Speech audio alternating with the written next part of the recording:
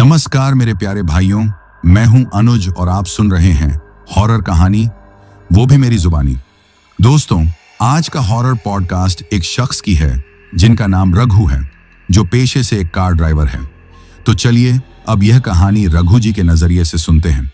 लेकिन उससे पहले आप लोगों से एक रिक्वेस्ट है, आप लोग हाई पॉइंट भेजकर अपना सपोर्ट जरूर दिखाएं। और अगर आप लोग चाहते हैं कि आपका नाम वीडियो में लिया जाए तो कमेंट में अपना नाम और अपने शहर का नाम जरूर लिखें। तो अब ज्यादा समय नहीं लेते हैं, चलिए कहानी की शुरुआत करते हैं।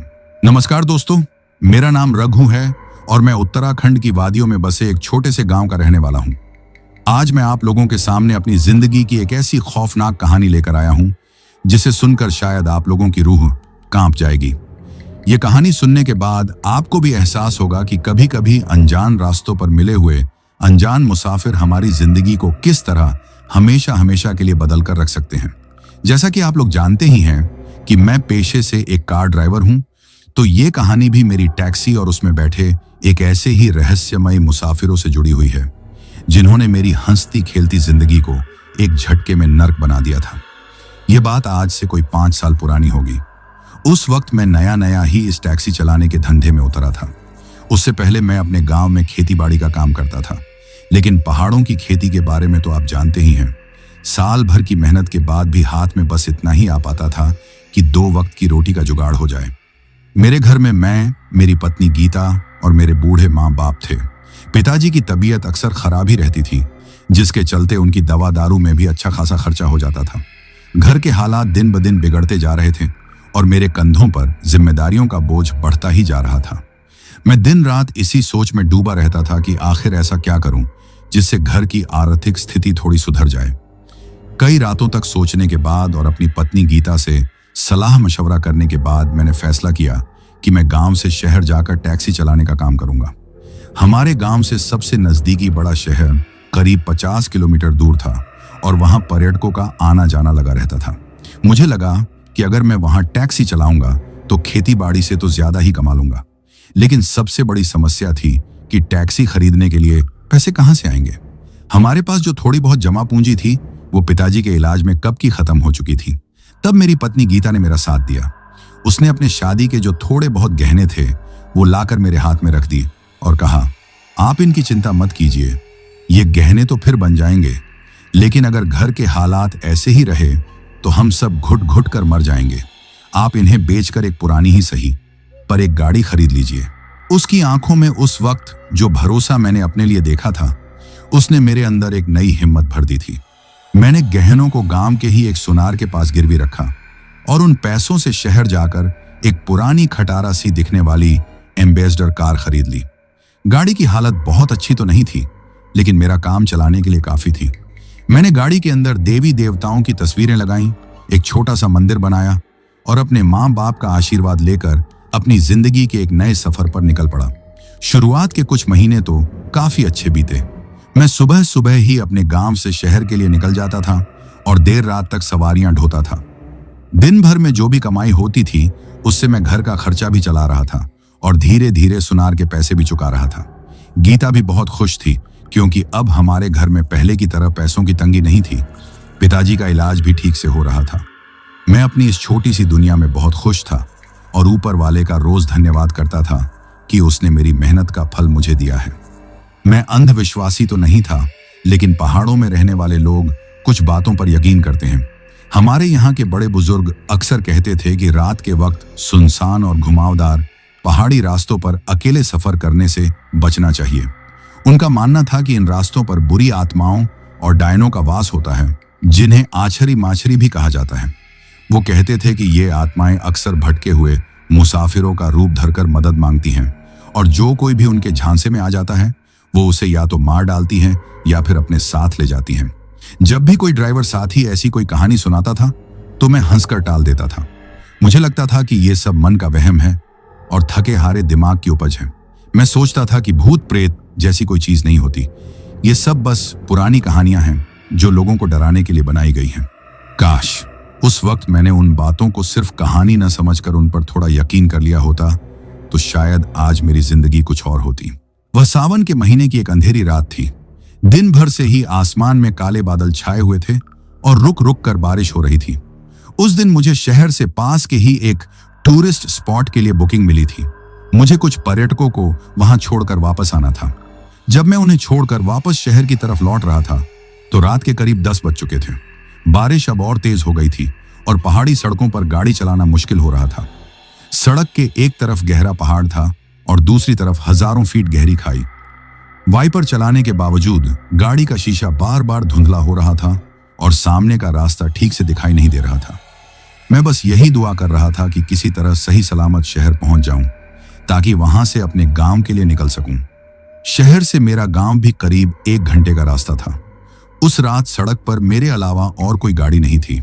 चारों तरफ घना अंधेरा और बारिश की आवाज के अलावा एक अजीब सा सन्नाटा पसरा हुआ था जो मन में एक अनजाना सा डर पैदा कर रहा था।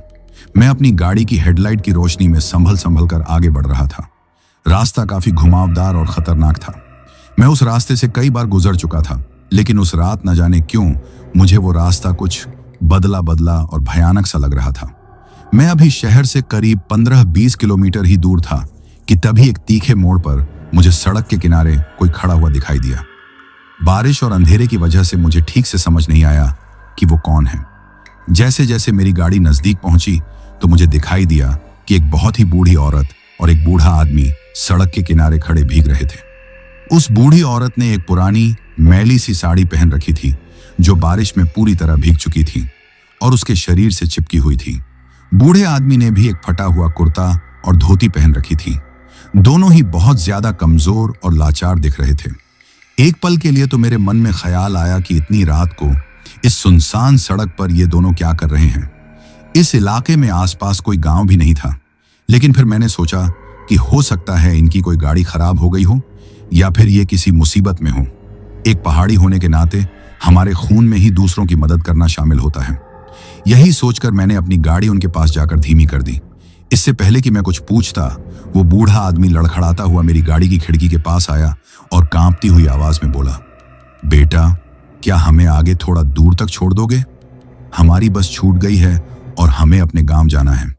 इस बारिश में हमें कोई और गाड़ी भी नहीं मिल रही है। मैंने उस बूढ़े आदमी के चेहरे की तरफ देखा। उसका चेहरा झुर्रियों से भरा हुआ था और आंखें अंदर की तरफ धंसी हुई थीं, लेकिन उन धंसी हुई आंखों में भी एक अजीब सी चमक थी जिसे देखकर मेरे मन में एक सिहरन सी दौड़ गई। उस बूढ़ी औरत ने अपना चेहरा अपनी साड़ी के पल्लू से ढका हुआ था और वो बस चुपचाप खड़ी मुझे घूर रही थी। मुझे थोड़ा अजीब तो लगा, लेकिन उनकी हालत देखकर मुझे उन पर तरस आ गया। मैंने सोचा कि अगर मैंने इन्हें यहाँ छोड़ दिया तो ये बेचारे इस तूफानी रात में कहाँ जाएंगे। यही सोचकर मैंने उनसे कहा, बाबा, आप लोग बैठ जाइए, आगे जहां तक मैं जा रहा हूं वहां छोड़ दूंगा। मेरी बात सुनते ही उस बूढ़े आदमी के चेहरे पर एक अजीब सी मुस्कान आ गई जो उसकी झुर्रियों में कहीं खो सी गई। उसने पीछे का दरवाजा खोला और पहले उस बूढ़ी औरत को अंदर बैठने के लिए कहा। जैसे ही वो बूढ़ी औरत मेरी गाड़ी में बैठी, गाड़ी के अंदर एक अजीब सी सड़ी हुई गंध फैल गई। वो गंध ऐसी थी जैसे कोई जानवर मरकर सड़ गया हो। मुझे एक पल के लिए उल्टी सी महसूस हुई। मैंने सोचा कि शायद इनके कपड़े कई दिनों से धुले नहीं हैं और बारिश में भीगने की वजह से ऐसी बदबू आ रही है। फिर वो बूढ़ा आदमी भी उसके बगल में आकर बैठ गया। मैंने उनसे पूछा, बाबा, आपको कौन से गांव जाना है? उस बूढ़े आदमी ने एक ऐसे गांव का नाम लिया जो मेरे रास्ते में ही पड़ता था, लेकिन मुख्य सड़क से कटकर एक सुनसान और जंगली रास्ते से होकर वहां जाना पड़ता था। मैंने उस गांव का नाम तो सुना था, लेकिन मैं कभी वहां गया नहीं था। मैंने सुना था कि वो गांव काफी पिछड़ा हुआ है और वहां ज्यादातर गरीब लोग ही रहते हैं। मैंने मन ही मन सोचा कि चलो ठीक है, इन्हें इनके गांव के मोड़ तक छोड़ दूंगा, वहां से ये लोग चले जाएंगे। मैंने अपनी गाड़ी आगे बढ़ा दी। गाड़ी के अंदर वो सड़ी हुई गंध इतनी ज्यादा तेज हो गई थी कि मेरा दम घुटने लगा था। मैंने अपनी गाड़ी का शीशा थोड़ा सा नीचे कर दिया ताकि ताजी हवा अंदर आ सके। मैंने पीछे बैठे उन दोनों से बात करने की कोशिश की ताकि सफर थोड़ा आसानी से कट जाए, लेकिन वो दोनों अजीब तरीके से चुप थे। बूढ़ा आदमी तो बस खिड़की से बाहर अंधेरे में देख रहा था और वो बूढ़ी औरत अभी भी अपना चेहरा पल्लू से ढके हुए थी और बस नीचे जमीन की तरफ देख रही थी। उनकी इस खामोशी ने मेरे दिल में डर को और भी ज्यादा बढ़ा दिया था। मुझे अब अपनी गाड़ी में उन्हें बिठाने के फैसले पर पछतावा होने लगा था।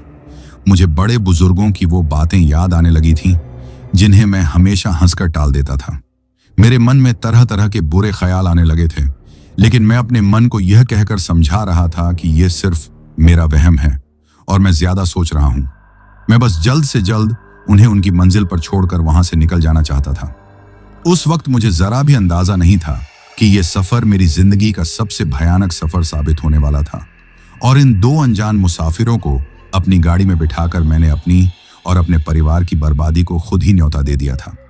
उस रात की वो डरावनी यादें आज भी जब मेरे जहन में ताजा होती हैं तो मेरी रूह कांप उठती है और मेरे शरीर का हर एक रोंगटा खड़ा हो जाता है।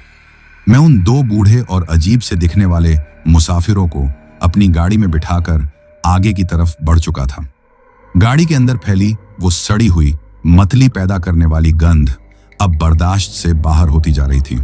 मैंने अपनी खिड़की का शीशा लगभग आधा नीचे कर लिया था, जिससे बारिश की ठंडी बौछारें मेरे चेहरे पर पड़ रही थीं, लेकिन उस बदबू के आगे वो ताजी हवा भी बेअसर साबित हो रही थी। मेरी नजरें सड़क पर थीं, लेकिन मेरा पूरा ध्यान पीछे वाली सीट पर बैठे उन दो रहस्यमयी लोगों पर ही अटका हुआ था। उनकी वो पत्थर जैसी खामोशी मेरे दिल में एक अजीब सी दहशत पैदा कर रही थी। मैंने अपने मन के डर को कम करने और उस भयानक सन्नाटे को तोड़ने के लिए उनसे बात करने की सोची। मैंने अपनी आवाज को सामान्य रखने की पूरी कोशिश करते हुए कहा, बाबा, आप लोगों को इस तूफानी रात में अकेले यहां नहीं रुकना चाहिए था। आजकल जंगली जानवरों का भी बड़ा खतरा रहता है इन इलाकों में। मेरी बात सुनकर वो बूढ़ा आदमी, जो अब तक खिड़की से बाहर घने अंधेरे में न जाने क्या घूर रहा था, उसने धीरे से अपना सिर मेरी तरफ घुमाया। गाड़ी की डिम लाइट में मैंने देखा कि उसके चेहरे पर कोई भाव नहीं था, जैसे वो मेरी बात का मतलब ही ना समझ पाया हो। कुछ पल चुप रहने के बाद वो एक सूखी और कर्कश आवाज में बोला, जो किसी गहरे कुएं से आ रही हो, जानवरों का डर तो उन्हें होता है बेटा, जिनके शरीर में जान होती है, जिनके जिस्म में गर्म खून दौड़ता है। उसकी बात सुनकर मेरे रोंगटे खड़े हो गए। ये कैसा जवाब था? मेरे गले में जैसे कुछ अटक गया हो। मैं आगे कुछ बोल ही नहीं पाया। तभी मेरे कानों में एक अजीब सी आवाज पड़ी। वो आवाज उस बूढ़ी औरत की थी जो अब तक बुत बनकर बैठी थी। वो हंसी नहीं थी, बल्कि एक सूखी खुरदरी सी घरघराहट थी, जैसे कोई महीनों से प्यासा हो और उसके गले से आवाज न निकल रही हो। उस आवाज में इतनी ज्यादा वीरानगी और खौफ था कि मेरी रीढ़ की हड्डी में एक ठंडी लहर सी दौड़ गई। मैंने डर के मारे रियर व्यू मिरर में देखने की भी हिम्मत नहीं की। मुझे ऐसा महसूस होने लगा था कि मैंने अपनी गाड़ी में किसी इंसान को नहीं, बल्कि किसी और ही दुनिया की चीजों को बिठा लिया है। अब मेरा दिल जोर जोर से धड़क रहा था और मेरे हाथ स्टीयरिंग व्हील पर कांप रहे थे। मैं बस जल्द से जल्द उस जगह पहुंचना चाहता था जहां से उनके गांव का रास्ता कटता था, ताकि मैं उन्हें उतार कर अपनी जान छुड़ा सकूं। लगभग 10 मिनट तक और गाड़ी चलाने के बाद वो मोड़ आ गया। वो एक कच्चा ऊबड़ खाबड़ रास्ता था जो घने जंगल के अंदर जा रहा था। मैंने गाड़ी रोकते हुए कहा, बाबा, आपके गांव का रास्ता आ गया है। यहां से आगे मेरी गाड़ी नहीं जा पाएगी, रास्ता बहुत खराब है। मेरी बात सुनकर उस बूढ़े आदमी ने फिर से मेरी तरफ देखा।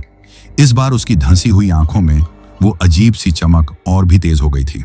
वो बोला, नहीं बेटा, हमारा गांव ये नहीं है, हमें और आगे जाना है।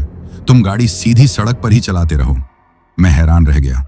मैंने कहा, लेकिन बाबा, आपने तो इसी गांव का नाम बताया था और वो गांव तो इसी रास्ते से जाते हैं। इस पर वो बूढ़ा आदमी लगभग फुसफुसाते हुए बोला, गांव वालों ने हमें निकाल दिया है बेटा। अब हमारा कोई गांव नहीं है, हमारा ठिकाना तो अब कहीं और ही है। तुम बस आगे चलते रहो, हम बता देंगे कहां रुकना है। अब मेरे सब्र का बांध टूट रहा था। एक तो उनकी मौजूदगी से मेरा दम घुट रहा था, ऊपर से वो मुझे गोल गोल घुमा रहे थे। मुझे गुस्सा भी आ रहा था और डर भी लग रहा था। मैंने फैसला कर लिया कि मैं अब एक पल भी इन्हें अपनी गाड़ी में और नहीं बिठाऊंगा। मैंने गाड़ी सड़क के किनारे लगाई और थोड़ी हिम्मत करके बोला, देखिए बाबा, मुझे देर हो रही है, मुझे अपने घर भी लौटना है। मैं आप लोगों को और आगे नहीं ले जा सकता, आप यहीं उतर जाइए। जैसे ही मैंने ये कहा, गाड़ी के अंदर का माहौल एकदम से बदल गया। वो सड़ी हुई गंध और भी ज्यादा तेज हो गई, जैसे कोई लाश मेरे बगल में ही आकर बैठ गई हो। और वो बूढ़ी औरत जो अब तक चुपचाप अपना चेहरा ढक के बैठी थी, उसने धीरे धीरे अपना सिर ऊपर उठाया और पहली बार सीधे मेरी आंखों में देखा। दोस्तों, यकीन मानिए, उस एक पल के लिए मेरी सांसें रुक गई थीं। उसने अपने पल्लू से अपना चेहरा नहीं हटाया था, लेकिन उस पल्लू के अंधेरे में मुझे 2 आंखें दिखाई दी। वो आंखें किसी इंसान की नहीं थीं। वो पूरी तरह से सफेद थीं। उनमें कोई पुतली नहीं थी और वो अंधेरे में हल्की हल्की चमक रही थी। उन आंखों में इतनी नफरत और ठंडक थी कि मेरा पूरा शरीर कांप गया। तभी वो बूढ़ा आदमी मेरी सीट के करीब झुक गया और अपनी कांपती हुई ठंडी उंगलियों से मेरा कंधा पकड़ लिया। उसका स्पर्श ऐसा था जैसे किसी मुर्दे ने मुझे छू लिया हो। वो लगभग गिड़गिड़ाती हुई आवाज में बोला, बस थोड़ी दूर और बेटा, हमारी मंजिल आने ही वाली है। हम तुम्हें किराया भी ज्यादा दे देंगे, बस हमें पहुंचा दो वरना हम भटकते रह जाएंगे। उसकी आवाज में अब लाचारी नहीं बल्कि एक अजीब सी धमकी का एहसास था। उस बूढ़ी औरत की चमकती हुई सफेद आंखें अभी भी मुझे रियर व्यू मिरर से घूर रही थीं। मैं समझ गया था कि मैं बहुत बुरी तरह से फंस चुका हूं। मेरे पास इनकी बात मानने के सिवा और कोई चारा नहीं था। मैंने चुपचाप कांपते हुए हाथों से गाड़ी फिर से स्टार्ट की और उसे आगे बढ़ा दिया। अब मैं गाड़ी नहीं चला रहा था, बल्कि मेरी गाड़ी को कोई और ही शक्ति चला रही थी और मैं बस एक बेबस कैदी की तरह अपनी सीट पर बैठा हुआ था। हम मुख्य सड़क को काफी पीछे छोड़ चुके थे। अब हम एक ऐसी संकरी और वीरान सड़क पर थे जहां शायद ही कभी कोई गाड़ी आती जाती होगी। सड़क के दोनों तरफ बड़े बड़े पेड़ थे जिनकी शाखाएं आपस में मिलकर एक सुरंग सी बना रही थीं, जिससे अंधेरा और भी ज्यादा घना हो गया था।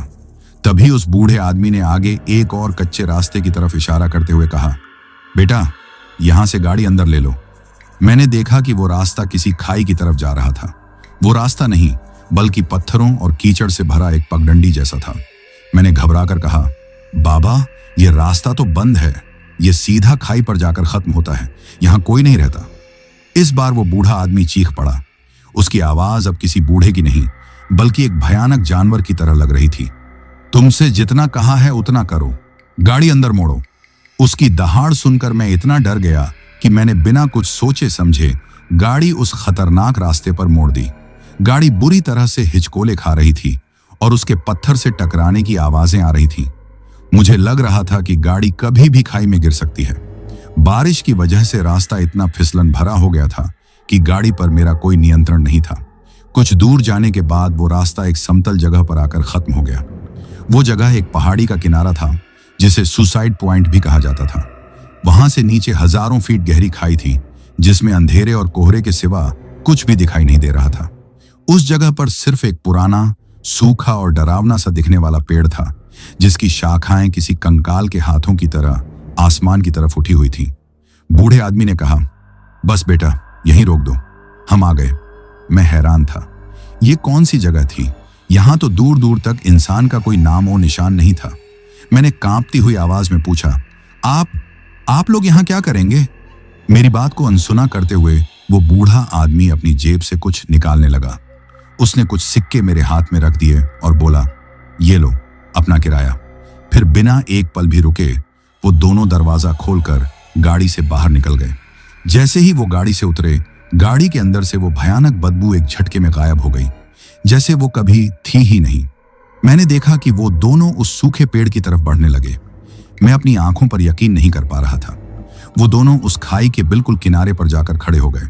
मैं उन्हें कुछ कहने के लिए मुंह खोलने ही वाला था कि तभी कुछ ऐसा हुआ जिसे मैं जिंदगी भर नहीं भुला सकता। वो दोनों धीरे धीरे हवा में घुलने लगे जैसे वो कोई इंसान न होकर धुआं हो। कुछ ही सेकंड के अंदर वो दोनों मेरी आंखों के सामने उस अंधेरे और कोहरे में पूरी तरह से गायब हो गए। मैं अपनी सीट पर पत्थर की तरह जम गया था। मेरा दिमाग सुन्न हो चुका था। मुझे समझ नहीं आ रहा था कि जो कुछ मैंने अभी देखा वो हकीकत थी या मेरा कोई डरावना सपना। मेरे हाथ में रखे सिक्के अचानक बहुत ज्यादा ठंडे महसूस होने लगे, जैसे उन्हें बर्फ से निकालकर मेरे हाथ में रखा गया हो। मैंने डरते डरते अपनी हथेली खोली और उन सिक्कों को देखा। वो आज के जमाने के सिक्के नहीं थे। वो पुराने काले पड़ चुके चांदी के सिक्के थे जिन पर अजीब से निशान बने हुए थे। उन्हें देखते ही मेरे पूरे शरीर में डर की एक ऐसी लहर दौड़ी कि मैं चीख पड़ा। मुझे एहसास हो गया था कि वो कोई इंसान नहीं थे, वो कोई बुरी आत्माएं थीं। ये ख्याल आते ही मेरे अंदर जितनी भी हिम्मत बची थी उसने जवाब दे दिया।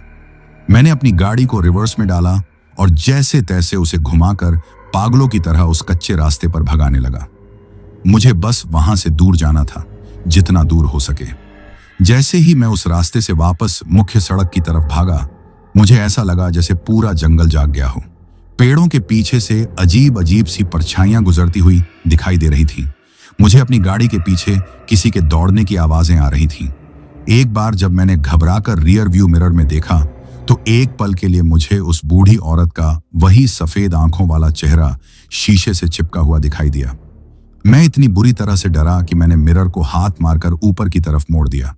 मैं बस आंखें बंद करके गाड़ी भगाए जा रहा था। मुझे उस रात बस इतना पता था कि अगर मैं रुका तो मैं जिंदा नहीं बचूंगा। न जाने कैसे मैं सही सलामत मुख्य सड़क तक पहुंच गया। सड़क पर पहुंचते ही वो सारी अजीब आवाजें और वो पीछा किए जाने का एहसास अचानक से बंद हो गया। मैंने गाड़ी को सड़क के किनारे रोका और हांफते हुए बाहर की दुनिया को देखने लगा। बारिश अब हल्की हो चुकी थी। मैंने वो मनहूस सिक्के अपनी जेब से निकालकर पूरी ताकत से खाई में फेंक दिए। मैं कुछ देर वहीं रुका रहा, अपने दिल की धड़कनों को सामान्य करने की कोशिश करता रहा। मैं खुद को यकीन दिलाने की कोशिश कर रहा था कि ये सब मेरा वहम था। शायद मैं थक गया था, इसलिए मुझे अजीब चीजें दिखाई और सुनाई दी। लेकिन मेरा दिल जानता था कि जो कुछ भी हुआ था वो सच था। बुरी तरह से सहमा हुआ मैं वापस अपने गांव की तरफ चल पड़ा। उस रात का बाकी का सफर मैंने हनुमान चालीसा का पाठ करते हुए पूरा किया। जब मैं देर रात अपने घर पहुंचा तो गांव में पूरी तरह से सन्नाटा था। सब लोग सो चुके थे। मैंने चुपचाप अपनी गाड़ी खड़ी की और दबे पांव अपने घर के अंदर दाखिल हुआ। गीता और माँ बाप गहरी नींद में थे। मैं सीधा अपने कमरे में गया और बिना कपड़े बदले ही बिस्तर पर लेट गया। मैं बस उस रात के खौफ को भुलाना चाहता था, लेकिन मुझे क्या पता था कि वो खौफ मेरा पीछा करते हुए मेरे घर तक आ पहुंचा था। और ये तो बस उस डरावनी कहानी की एक खौफनाक शुरुआत थी, जिसका सबसे भयानक अध्याय अभी लिखा जाना बाकी था। दोस्तों, उस रात जब मैं अपने घर पहुंचा तो मेरा शरीर तो मेरे बिस्तर पर था, लेकिन मेरी रूह अभी भी उसी खाई के किनारे, उसी मनहूसियत भरी सड़क पर भटक रही थी। मैंने अपनी आंखें बंद कर ली थी, पर नींद मेरी आंखों से कोसों दूर थी। जब भी मैं सोने की कोशिश करता, उस बूढ़ी औरत की वो चमकती हुई सफेद आंखें और उस बूढ़े आदमी का वो खौफनाक चेहरा मेरी आंखों के सामने आ जाता। वो दृश्य जब वो दोनों हवा में धुआं बनकर गायब हो गए थे, मेरे दिमाग में किसी टूटे हुए रिकॉर्ड की तरह बार बार घूम रहा था। मेरे कानों में अभी भी उस बूढ़े आदमी की वो कर्कश आवाज गूंज रही थी, जानवरों का डर तो उन्हें होता है बेटा, जिनके शरीर में जान होती है। एक हिस्सा मेरे मन का ये मानने को तैयार ही नहीं था कि जो कुछ हुआ वो सच था। वो कह रहा था कि मैं दिन भर की थकान और उस भयानक तूफान की वजह से कुछ ज्यादा ही सोच रहा हूं। शायद वो बस कोई गरीब सन की बूढ़े लोग होंगे जो उस वीराने में कहीं रहते होंगे और अंधेरे में मेरी थकी हुई आंखों ने उन्हें गायब होते हुए देख लिया होगा। मैं खुद को यही सब समझाने की कोशिश कर रहा था ताकि मेरे दिल को जरा सा सुकून मिल सके, लेकिन मेरे हाथ में महसूस हुई उन बर्फीले सिक्कों की ठंडक इस झूठे दिलासे को बार बार तोड़ रही थी। बाहर बारिश अब पूरी तरह से थम चुकी थी। चारों तरफ एक अजीब सा कान खाने वाला सन्नाटा पसर गया था, जिसे सिर्फ दीवार पर लगी घड़ी की टिक टिक की आवाज तोड़ रही थी। हर एक टिक के साथ मेरा डर और भी गहराता जा रहा था। मैंने करवट बदली और अपनी पत्नी गीता की तरफ देखा। वो बेखबर बड़े आराम से सो रही थी। उसके मासूम चेहरे को देखकर मेरे दिल में एक टीस सी उठी। मैंने मन ही मन भगवान से प्रार्थना की, हे भगवान, जो कुछ भी था वो बस एक बुरा सपना हो और उसका साया मेरे इस घर पर, मेरे परिवार पर कभी न पड़े। यही सब सोचते सोचते न जाने कब मेरी आंख लग गई, पर वो नींद भी बड़ी बेचैन करने वाली थी। मुझे सपने में वही खाई, वही सूखा पेड़ और वही अंधेरा दिखाई दे रहा था। मुझे लग रहा था जैसे कोई मुझे उस खाई में खींच रहा है और मैं मदद के लिए चिल्ला रहा हूं, पर मेरे गले से कोई आवाज नहीं निकल रही है। मैं पसीने में लथपथ घबराकर उठ बैठा। मेरा दिल किसी इंजन की तरह धड़क रहा था। मैंने पानी पीने के लिए हाथ बढ़ाया, तभी मुझे रसोई की तरफ से एक अजीब सी आवाज सुनाई दी। वो आवाज किसी बर्तन के गिरने की नहीं थी। वो एक बहुत ही धीमी पर दिल दहला देने वाली आवाज थी, जैसे कोई सूखी हड्डी को चबा रहा हो। पहले तो मैंने सोचा कि शायद कोई चूहा होगा। हमारे पुराने लकड़ी के घर में चूहे अक्सर आ जाते थे। मैंने उस आवाज को नजरअंदाज करने की कोशिश की और वापस लेटने लगा, लेकिन वो आवाज बंद नहीं हुई, बल्कि और भी साफ सुनाई देने लगी। उसके साथ अब एक और आवाज आ रही थी, जैसे कोई गीली चीज को फाड़ रहा हो। मेरे मन में एक अनजाना सा डर बैठ गया। मैंने धीरे से गीता को जगाने के लिए उसकी तरफ हाथ बढ़ाया, पर बिस्तर का वो हिस्सा खाली था। गीता वहां नहीं थी। अब मेरा दिल मेरे मुंह को आ गया। इस वक्त रात के करीब 3 बज रहे थे। गीता रसोई में क्या कर रही है और ये अजीब आवाजें कैसी हैं? मैं डरते डरते बिना कोई आवाज की बिस्तर से उतरा। मेरे पैर जमीन पर रखते ही ठंडे पड़ गए। मैंने दबे पांव रसोई की तरफ बढ़ना शुरू किया। जैसे जैसे मैं करीब पहुंच रहा था, उन आवाजों के साथ साथ एक और चीज मेरे नथुनों से टकराई। कच्चे मांस और खून की एक तीखी लोहे जैसी गंध। रसोई में अंधेरा था, सिर्फ खिड़की से चांद की हल्की सी रोशनी अंदर आ रही थी। उस धुंधली रोशनी में मैंने जो देखा, दोस्तों यकीन मानिए, उस मंजर को देखकर मेरी आत्मा तक कांप गई। मेरी पत्नी गीता रसोई के कोने में जमीन पर उकड़ूं बैठी हुई थी। उसकी पीठ मेरी तरफ थी। उसके लंबे बाल उसके चेहरे पर बिखरे हुए थे और वो किसी जानवर की तरह अपने दोनों हाथों से किसी चीज को नोच रही थी और उसे अपने मुंह में भर रही थी। मेरे मुंह से एक शब्द भी नहीं निकला। मैं बस एक मूर्ति की तरह खड़ा उसे देख रहा था। मैंने धीरे से आवाज दी, गीता। मेरी आवाज सुनकर वो एक पल के लिए रुकी। उसने कोई जवाब नहीं दिया, बस एक गहरी घुरघुराती हुई आवाज निकाली जो किसी इंसान की नहीं बल्कि किसी भूखे जानवर की लग रही थी। फिर वो वापस अपने काम में लग गई। मैंने हिम्मत करके एक कदम और आगे बढ़ाया। अब चांद की रोशनी उस चीज पर पड़ रही थी जिसे वो खा रही थी। वो एक बिल्ली थी, एक सफेद रंग की आवारा बिल्ली जिसे हम अक्सर अपनी बची हुई रोटी दे दिया करते थे। गीता उसे बड़ी बेदर्दी से अपने नाखूनों से फाड़ रही थी और उसके कच्चे मांस के टुकड़े चबा रही थी। उसका चेहरा खून से सना हुआ था और उसकी आंखों में एक अजीब सी वहशत थी। वो मेरी गीता नहीं लग रही थी, वो कोई और थी, कोई दरिंदा था जिसने मेरी पत्नी का शरीर ओढ़ लिया था। ये देखकर मेरा खून जम गया। मेरे शरीर में इतनी भी ताकत नहीं बची थी कि मैं वहां खड़ा रह सकूं। मैं चीखना चाहता था, पर मेरे गले से सिर्फ एक घूंटी हुई आवाज निकली। मैंने अपनी पूरी ताकत लगाकर चिल्लाया, गीता, ये क्या कर रही हो तुम? मेरी चीख सुनकर उसने अपने हाथ में पकड़े मांस के लोथड़े को जमीन पर फेंक दिया और झटके से मेरी तरफ मुड़ी। उसका चेहरा खून से लथपथ था, पर उसकी आंखों में अब वो वहशत नहीं थी। उसकी आंखों में हैरानी, उलझन और डर था, जैसे कोई गहरी नींद से जागा हो और उसे पता न हो कि वो कहाँ है। उसने अपनी खून से सने हाथों को देखा, फिर जमीन पर पड़े उस बिल्ली के क्षत विक्षत शरीर को देखा और फिर मेरी तरफ देखा, और फिर वो चीख पड़ी। उसकी चीख में इतना दर्द और खौफ था कि उस रात हमारा पूरा घर दहल गया। वो पागलों की तरह रोने लगी। ये सब क्या है? मेरे हाथ, ये खून, मैंने क्या किया? उसे सच में कुछ भी याद नहीं था। वो ऐसे पूछ रही थी जैसे उसे खुद यकीन न हो रहा हो कि ये सब उसी ने किया है। मैं सदमे में था। मैं क्या करता, क्या कहता, मुझे कुछ समझ नहीं आ रहा था। एक तरफ मेरी आंखों के सामने मेरी पत्नी का वो खौफनाक रूप था और दूसरी तरफ उसका ये मासूम बेबस चेहरा। तभी माँ और पिताजी की भी नींद खुल गई और वो कमरे से बाहर आ गए। रसोई का वो मंजर देखकर वो भी सन्न रह गए। इससे पहले कि वो कुछ समझ पाते, मैंने गीता को संभाला और माँ से उसे कमरे में ले जाने को कहा। मैंने उनसे झूठ बोल दिया कि शायद कोई जंगली जानवर घर में घुस आया था और बिल्ली को मार गया, जिसे देखकर गीता डर गई। उनके जाने के बाद मैंने कांपते हुए हाथों से उस भयानक मंजर को साफ किया। मैंने उस बेचारी बिल्ली के बचे हुए शरीर को एक बोरी में भरा और घर के पीछे ले जाकर अंधेरे में ही एक गड्ढा खोदकर उसे दफना दिया।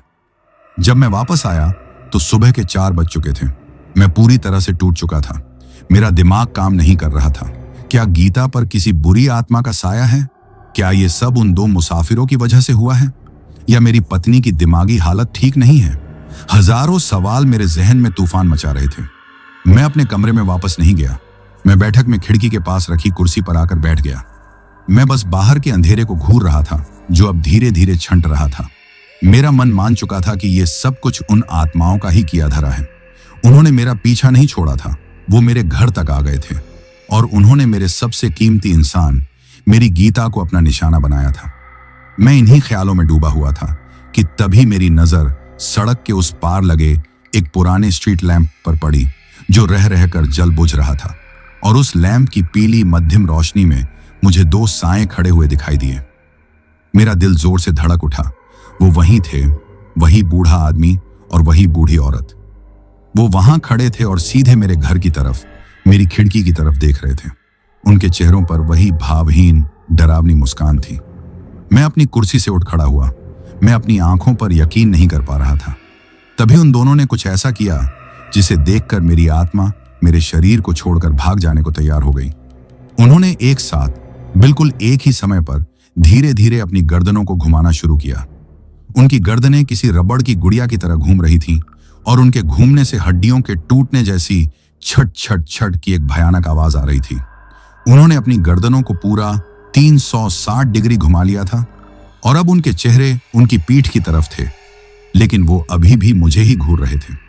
उनके चेहरों पर अब मुस्कान नहीं बल्कि एक शैतानी जीत का भाव था। और फिर जैसे ही सुबह की पहली किरण आसमान में दिखाई दी, वो दोनों साएं उसी स्ट्रीट लैंप की रोशनी में धीरे धीरे घुलने लगे और गायब हो गए। अब मेरे मन में कोई शक नहीं बचा था। ये मेरा वहम नहीं था, ये कोई सपना नहीं था, ये एक भयानक हकीकत थी। मेरे घर पर, मेरे परिवार पर एक जानलेवा साए का कब्जा हो चुका था। उस सुबह मुझे एहसास हो गया कि मेरी लड़ाई किसी इंसान से नहीं बल्कि शैतान से है और इस लड़ाई में मैं बिल्कुल अकेला था। दोस्तों, उस सुबह जब मैंने उन दो भयानक सायों को अपनी आंखों के सामने गायब होते हुए देखा तो मेरे अंदर का सारा वहम और शक एक झटके में खत्म हो गया था। अब मेरे सामने एक कड़वी और जानलेवा हकीकत थी कि मेरा परिवार एक ऐसे अनदेखे दुश्मन के चंगुल में फंस चुका था जिससे लड़ने का तरीका मुझे मालूम नहीं था। उस दिन के बाद से हमारे घर की हर चीज बदल गई। घर वहीं था, लोग वहीं थे, लेकिन उस घर की आत्मा जैसे मर चुकी थी। हवा में एक अजीब सी भारीपन और खौफ घुल गया था जिसे मेरे अलावा शायद कोई और महसूस नहीं कर पा रहा था, लेकिन उसका असर सब पर हो रहा था। सबसे बुरा असर मेरी गीता पर पड़ा था। उस रात की भयानक घटना के बाद वो पूरी तरह से टूट गई थी। उसे कुछ भी याद नहीं था कि उसने क्या किया था, लेकिन जब सुबह उसने मेरे चेहरे पर खौफ और अपनी कलाई पर नाखूनों के गहरे निशान देखे तो वो समझ गई थी कि कुछ बहुत ही बुरा हुआ है। हमारे बीच एक अनकही डरावनी दीवार खड़ी हो गई थी। मैं उसे सच बताने की हिम्मत नहीं कर पा रहा था क्योंकि मुझे डर था कि वो इस सदमे को बर्दाश्त नहीं कर पाएगी और वो मुझसे कुछ पूछने से डर रही थी, शायद इसलिए क्योंकि वो खुद उस सच का सामना नहीं करना चाहती थी। वो पहले जैसी चुलबुली और हंसमुख गीता नहीं रही थी। अब वो ज्यादातर चुपचाप और गुमसुम रहने लगी। घंटों तक एक ही जगह पर बैठकर खाली दीवारों को घूरती रहती, जैसे उसे उन दीवारों में कुछ दिखाई दे रहा हो। उसने ठीक से खाना पीना भी छोड़ दिया था। उसकी आंखें हर वक्त सूजी रहती और उन आंखों के नीचे गहरे काले गड्ढे बन गए थे। कभी कभी रात में वो नींद में बड़बड़ाने लगती थी। उसकी आवाज बदल जाती थी, भारी और कर्कश हो जाती थी। वो ऐसी भाषा में कुछ बोलती थी जिसे मैंने आज तक कभी नहीं सुना था। मैं जब उसे हिलाकर जगाने की कोशिश करता तो वो एक झटके से उठकर बैठ जाती और हाँफने लगती। जब मैं पूछता कि क्या हुआ तो वो कहती कि उसने एक बुरा सपना देखा जिसमें दो बूढ़े लोग उसे एक खाई में खींच रहे हैं। ये सुनकर मेरा कलेजा मुंह को आ जाता। वो साए अब उसे सपनों में भी परेशान करने लगे थे। घर में अजीब अजीब घटनाएं भी बढ़ने लगी थीं। कभी रसोई में रखे बर्तन अपने आप नीचे गिरकर बजने लगते। जब हम भागकर वहां जाते तो देखते कि सब कुछ अपनी जगह पर है। कभी कभी घर के किसी कोने से, जहां कोई नहीं होता था, किसी के फुसफुसाने की या सिसकने की आवाजें आती और वो सड़ी हुई लाश जैसी बदबू, वो अब सिर्फ मेरी गाड़ी तक ही सीमित नहीं थी। वो अब हमारे घर में भी आने लगी थी। कभी बैठक में तो कभी हमारे सोने वाले कमरे में वो अचानक से आती और कुछ देर बाद अपने आप चली जाती। माँ कहती थी कि शायद बाहर कोई जानवर मर गया है, लेकिन मैं जानता था कि यह बदबू किसी मरे हुए जानवर की नहीं बल्कि उन शैतानी ताकतों की मौजूदगी का एहसास थी। दिन जैसे तैसे कट रहे थे, लेकिन घर चलाने के लिए पैसा भी कमाना जरूरी था। मेरे पास जो थोड़े बहुत पैसे बचे थे वो खत्म हो रहे थे। मैं उस मनहूस गाड़ी को हाथ भी नहीं लगाना चाहता था। मुझे उससे अब नफरत हो गई थी। मुझे उसे डर लगने लगा था। वो गाड़ी मुझे अब लोहे और स्टील का एक ढांचा नहीं बल्कि चलता फिरता ताबूत लगती थी। लेकिन मेरे पास और कोई चारा भी नहीं था। अपनी जिम्मेदारियों के आगे मुझे अपने डर को दबाना पड़ा। मैंने हिम्मत करके उस गाड़ी को फिर से चलाने का फैसला किया। मैंने अगले दिन सुबह सुबह गाड़ी को अच्छी तरह से धोया। मैंने गंगा जल लाकर पूरी गाड़ी के अंदर और बाहर छिड़का। मैंने डैशबोर्ड पर लगे छोटे से मंदिर में हनुमान जी की एक नई मूर्ति रखी और ढेर सारी अगरबत्तियां जलाईं। मैं खुद को यकीन दिलाना चाहता था कि अब सब ठीक हो जाएगा। भगवान की शक्ति के आगे कोई बुरी ताकत नहीं टिक सकती। उस दिन मैं सवारियों की तलाश में शहर की तरफ निकल गया। मैं जानबूझकर भीड़ भाड़ वाले इलाकों में ही गाड़ी चला रहा था। मेरा दिल लगातार धड़क रहा था और मेरी नजरें बार बार रियर व्यू मिरर पर जा रही थीं, इस डर से कि कहीं मुझे पीछे कोई बैठा हुआ न दिख जाए। दोपहर तक सब कुछ सामान्य था। मुझे 2-3 सवारियां भी मिल गईं, जिससे मेरे अंदर थोड़ा आत्मविश्वास वापस आया। मुझे लगने लगा कि शायद मेरा वहम ही था, शायद अब वो साए हमें छोड़कर जा चुके हैं। कितना गलत था मैं। दोपहर के करीब 2 बजे होंगे। मैं एक सवारी को छोड़कर वापस शहर की तरफ आ रहा था। रास्ता थोड़ा सुनसान था, लेकिन दिन का उजाला था। मैं मन ही मन खुश हो रहा था कि आज का दिन शांति से बीत गया। तभी अचानक गाड़ी के अंदर का तापमान एकदम से गिर गया। बाहर तेज धूप थी, लेकिन गाड़ी के अंदर मुझे ऐसी ठंड लगने लगी जैसे दिसंबर की रात हो। मेरे मुंह से भाप निकलने लगी और फिर वो बदबू वापस आ गई। इस बार वो इतनी ज्यादा तेज और सड़ी हुई थी कि मेरी आंखों में पानी आ गया। मेरा दिल बुरी तरह से धड़कने लगा। मैंने घबराकर गाड़ी की रफ्तार बढ़ा दी। मैं बस उस जगह से निकल जाना चाहता था। मैंने हिम्मत करके रियर व्यू मिरर में देखने की जरूरत नहीं की। मैं बस सामने सड़क पर देख रहा था और हनुमान चालीसा बुदबुदा रहा था। मैं खुद से कह रहा था, कुछ नहीं है, ये बस मेरा डर है। तभी मेरी नजर सामने गाड़ी के बोनट पर पड़ी। बोनट के शीशे जैसे रिफ्लेक्शन में मुझे पीछे वाली सीट का हल्का सा अक्स दिखाई दे रहा था और उस अक्स में मुझे किसी का सिर दिखाई दिया। कोई पीछे बैठा था। अब मुझसे रहा नहीं गया। मेरे हाथ कांप रहे थे। मैंने अपनी सांस रोककर धीरे से अपनी आंखें ऊपर उठाईं और रियर व्यू मिरर में देखा। दोस्तों, मैं आपको बता नहीं सकता कि उस पल मुझ पर क्या गुजरी। पीछे की सीट पर वो बूढ़ी औरत बैठी थी, बिल्कुल चुपचाप, पत्थर की तरह। आज उसने अपना चेहरा पल्लू से नहीं ढका था और उसका चेहरा, हे भगवान, उसका चेहरा किसी इंसान का नहीं था। उसकी खाल पूरी तरह से सूखी और झुर्रियों से भरी थी, जैसे किसी पुरानी लाश की होती है। उसके गाल अंदर की तरफ धंसे हुए थे। होंठ नाम की कोई चीज नहीं थी, बस पीले नुकीले दांतों की एक पंक्ति दिखाई दे रही थी जो एक भयानक मुस्कान में खिंची हुई थी। और उसकी आंखें, वही सफेद बिना पुतलियों वाली आंखें जो अंधेरे में चमक रही थीं, वो अब दिन के उजाले में भी मुझे घूर रही थी और उन आंखों में पूरी कायनात की नफरत और ठंडक भरी हुई थी। उसे देखकर मेरे गले से एक चीख निकली जो शायद मेरे फेफड़ों को फाड़कर बाहर आई थी। मेरा गाड़ी पर से नियंत्रण पूरी तरह से खत्म हो गया। गाड़ी लहराती हुई सड़क के एक तरफ भागी और एक बड़े से पत्थर से टकराकर रुक गई। टक्कर ज्यादा जोर की नहीं थी, लेकिन मेरा सिर स्टीयरिंग व्हील से टकरा गया। मैंने झटके से अपनी सीट से घूमकर पीछे देखा। पीछे की सीट खाली थी, वहां कोई नहीं था। वो बदबू, वो ठंडक, सब कुछ एक पल में गायब हो गया था। मैं पागलों की तरह गाड़ी का दरवाजा खोलकर बाहर भागा। मैं सड़क पर खड़ा होकर हाँफ रहा था। मेरी आंखों के सामने अंधेरा छा रहा था। मेरे पीछे से आती हुई गाड़ियों के हॉर्न बज रहे थे। लोग मुझे घूर रहे थे, शायद मुझे पागल समझ रहे थे, लेकिन मुझे किसी की परवाह नहीं थी। आज मुझे 100% यकीन हो गया था कि मैं पागल नहीं हो रहा हूं। ये सब हकीकत है और ये हकीकत मुझे और मेरे परिवार को जिंदा निगल जाने वाली है। यह घटना मेरे लिए आखिरी चेतावनी थी। मैं समझ गया था कि मैं अकेला इन शैतानों से नहीं लड़ सकता। मैं कांपते हुए वापस गाड़ी में बैठा और जैसे तैसे उसे घर की तरफ ले गया। उस दिन मैंने फैसला कर लिया कि अब मैं चुप नहीं बैठूंगा। शाम को मैं अपने गांव के सबसे पुराने और करीबी दोस्त चंदन के पास गया। चंदन का दादा गांव का वैद्य था और उसे इन चीजों की थोड़ी बहुत समझ थी। मैंने चंदन को एक सुनसान जगह पर ले जाकर शुरू से लेकर आखिर तक सब कुछ बता दिया। उन 2 मुसाफिरों से लेकर गीता के उस खौफनाक रूप तक, और आज गाड़ी में जो हुआ वो सब कुछ। मैं बताते बताते रोने लगा था। चंदन ने मेरी पूरी बात बड़े ध्यान से सुनी। उसने मेरी बातों को मजाक में नहीं उड़ाया। उसके चेहरे पर चिंता की गहरी लकीरें थीं। सब कुछ सुनने के बाद उसने एक गहरी सांस ली और बोला, रघु, तूने अनजाने में अमसान को अपनी गाड़ी में बिठा लिया है।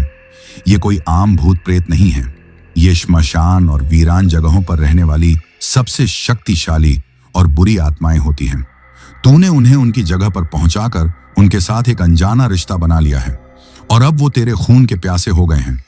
तेरी पत्नी का शरीर कमजोर है, इसलिए उन्होंने सबसे पहले उसी को अपना घर बनाया है। उसकी बातें सुनकर मेरा बचा खुचा हौसला भी टूट गया। मैंने गिड़गिड़ाते हुए पूछा, अब क्या होगा चंदन? क्या कोई रास्ता नहीं है? चंदन ने कुछ देर सोचने के बाद कहा, एक रास्ता है, पर बहुत मुश्किल और खतरनाक है। यहां से 2 पहाड़ छोड़कर एक गांव है धारपानी। वो गांव लगभग दुनिया से कटा हुआ है। वहां एक गुरुजी रहते हैं। लोग उन्हें भैरव बाबा कहते हैं।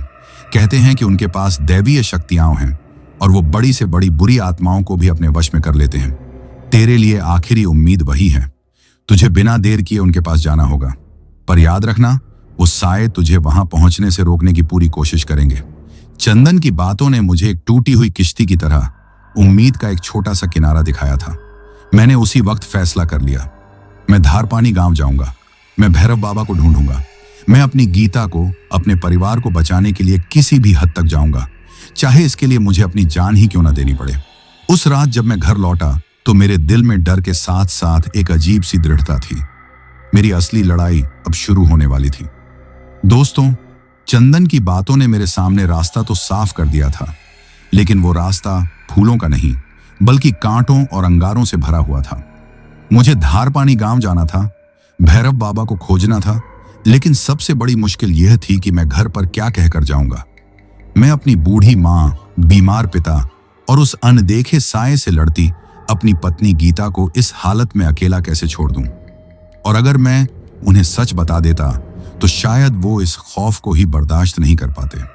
मेरे दिमाग में एक तूफान चल रहा था, लेकिन मैं जानता था कि अगर मैंने देर की तो शायद बहुत कुछ मेरे हाथ से निकल जाएगा।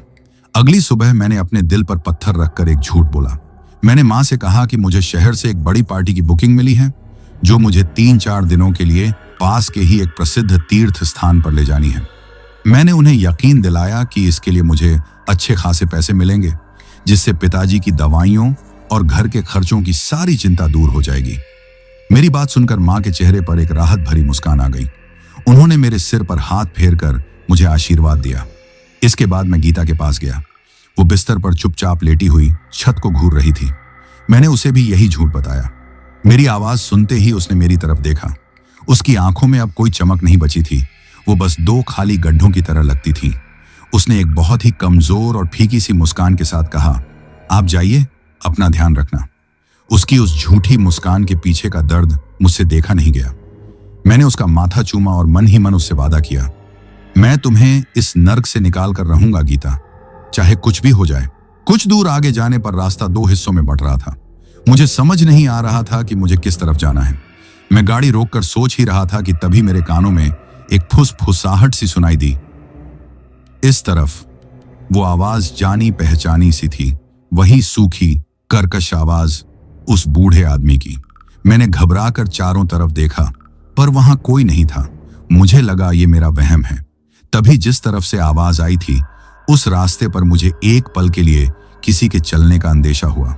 मैंने सोचा शायद यही रास्ता सही है। मैंने बिना सोचे समझे गाड़ी उसी रास्ते पर आगे बढ़ा दी। वो रास्ता और भी ज्यादा खराब और संकरा होता जा रहा था। कुछ दूर जाने के बाद मुझे अपनी गलती का एहसास हुआ। ये रास्ता किसी गांव की तरफ नहीं, बल्कि और भी घने जंगल के अंदर जा रहा था। कोहरा अब छुट चुका था और मैंने देखा कि मैं बुरी तरह से भटक चुका हूं। मैंने गाड़ी को वापस मोड़ने की कोशिश की, लेकिन तभी एक जोरदार झटके के साथ गाड़ी का इंजन खांसने लगा और फिर पूरी तरह से बंद हो गया। मैंने कई बार चाबी घुमाई, लेकिन गाड़ी स्टार्ट नहीं हुई। मेरा दिल डूब गया। मैं समझ गया, वो साए मुझे यहां तक ले आए थे। वो नहीं चाहते थे कि मैं भैरव बाबा तक पहुंचूं। मैं एक ऐसी सुनसान और भयानक जगह पर फंस गया था जहां से मदद मिलने की कोई उम्मीद नहीं थी। शाम ढलने लगी और अंधेरा बढ़ने लगा। जंगल के अंदर से तरह तरह की डरावनी आवाजें आने लगी। मैंने डर के मारे गाड़ी के शीशे और दरवाजे कसकर बंद कर लिए। मैंने रात गाड़ी में ही गुजारने का फैसला किया। वो रात मेरी जिंदगी की सबसे लंबी और भयानक रात थी। मुझे बार बार ऐसा लग रहा था कि कोई गाड़ी के बाहर चक्कर लगा रहा है। कभी कोई गाड़ी की छत को खरोंचता तो कभी कोई खिड़की के शीशे पर हल्की सी थपकी देता। मुझे बाहर से उस बूढ़ी औरत की घर घर आती हुई हंसी और बूढ़े आदमी की फुसफुसाहट साफ सुनाई दे रही थी। मैं अपनी सीट पर दुबका, आंखों में आंसू लिए, जेब में रखी हनुमान जी की मूर्ति को कसकर पकड़े हुए बस सुबह होने का इंतजार करता रहा। जैसे ही सुबह की पहली किरण दिखाई दी, वो सारी आवाजें बंद हो गईं। मैंने हिम्मत करके गाड़ी को फिर से स्टार्ट करने की कोशिश की और यकीन मानिए, गाड़ी पहली ही बार में स्टार्ट हो गई। मैं समझ गया कि ये सब उन शैतानों का ही खेल था। मैंने एक पल भी बर्बाद किए बिना गाड़ी को वापस सही रास्ते की तरफ भगाया। काफी मुश्किलों के बाद मैं वापस उस दो राहे पर पहुंचा। इस बार मैंने दूसरे रास्ते को चुना। लगभग 1 घंटे तक और चलने के बाद मुझे दूर पहाड़ी पर बसे कुछ घर दिखाई दिए। मैं समझ गया कि यही धारपानी गांव है। गांव तक गाड़ी जाने का रास्ता नहीं था। मैंने अपनी गाड़ी को एक सुरक्षित जगह पर खड़ा किया, अपना बैग उठाया और पैदल ही गांव की तरफ चल पड़ा। गांव बहुत ही छोटा और पिछड़ा हुआ था। लकड़ी और पत्थर के बने कुछ घर थे। गांव के लोग मुझे बड़ी हैरानी और शक की नजरों से देख रहे थे। मैंने एक बुजुर्ग आदमी से डरते डरते भैरव बाबा के बारे में पूछा। मेरा सवाल सुनते ही उस आदमी के चेहरे का रंग उड़ गया। उसने बिना कुछ कहे कांपते हुए हाथ से गांव के आखिरी छोर पर पहाड़ी में और ऊपर की तरफ बनी एक अकेली झोपड़ी की तरफ इशारा कर दिया। मैं उस तरफ चल पड़ा। जैसे जैसे मैं उस झोपड़ी के करीब पहुंच रहा था, मेरा दिल और जोर से धड़क रहा था। झोपड़ी के बाहर एक धूनी जल रही थी, जिसका धुआं आसमान की तरफ जा रहा था। धूनी के पास बाग की खाल पर एक शख्स बैठा था, जिसकी पीठ मेरी तरफ थी। उसके बाल लंबे और जटाओं में बंधे हुए थे और उसने सिर्फ एक भगवा रंग की लंगोट पहन रखी थी। उसके आसपास 4-5 बड़े बड़े पहाड़ी कुत्ते शांत बैठे थे, जो मुझे देखकर हल्के से गुर्राए, लेकिन अपनी जगह से हिले नहीं। मैं समझ गया कि यही भैरव बाबा हैं। मैं धीरे धीरे उनके पास गया और हाथ जोड़कर खड़ा हो गया। मैंने कुछ कहने के लिए मुंह खोला ही था कि उन्होंने बिना मेरी तरफ देखे अपनी गहरी और दमदार आवाज में कहा, आ गए पुत्र, हम तुम्हारा ही इंतजार कर रहे थे। मैं ये सुनकर हैरान रह गया। उन्हें कैसे पता चला कि मैं आने वाला हूं?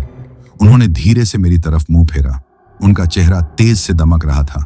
दाढ़ी और मूछें सफेद थीं और उनकी आंखों में एक अजीब सी शक्ति और शांति थी, जिसे देखकर मेरा आधा डर तो वहीं खत्म हो गया। मैंने उनके पैरों में गिरकर रोना शुरू कर दिया।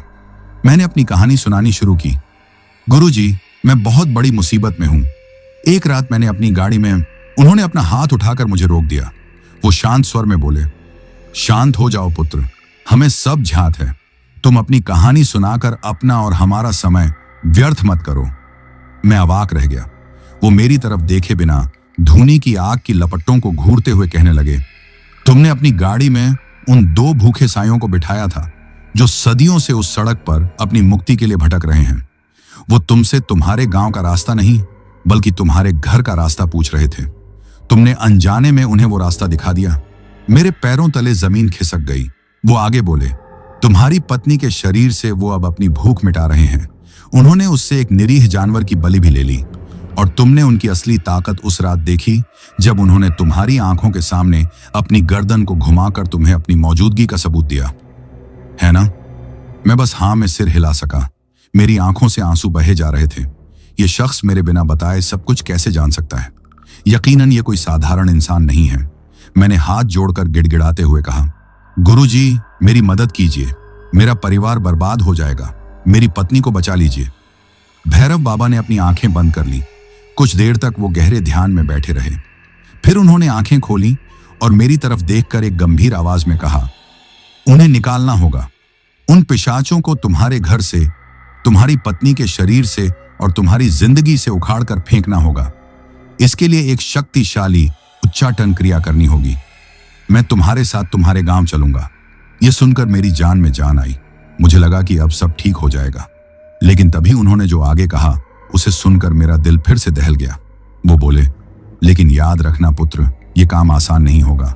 जब हम उन आत्माओं को उनके नए घर से निकालेंगे तो वो आसानी से हार नहीं मानेंगे। वो पलटकर पूरी शक्ति से वार करेंगे। इस क्रिया के दौरान कुछ भी हो सकता है। तुम्हारी या तुम्हारी पत्नी की जान भी जा सकती है। बोलो, क्या तुम इस अग्नि परीक्षा के लिए तैयार हो? उनकी बातें मेरे कानों में किसी हथौड़े की तरह बज रही थीं। एक तरफ कुआं था तो दूसरी तरफ खाई, लेकिन मेरे पास अब सोचने का वक्त नहीं था। मैंने अपनी आंखों के आंसू पोंछे और एक दृढ़ आवाज में कहा, मैं तैयार हूं गुरुजी। मुझे अपनी जान की परवाह नहीं, बस मेरी गीता को बचा लीजिए।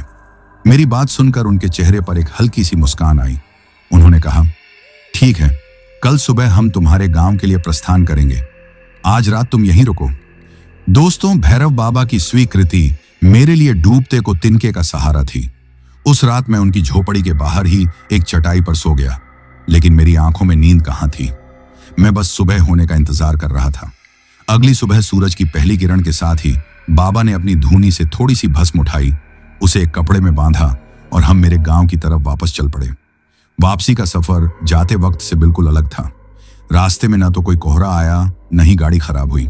चारों तरफ एक अजीब सी शांति थी, लेकिन यह तूफान से पहले की शांति थी जो मेरे दिल में और भी ज्यादा खौफ पैदा कर रही थी।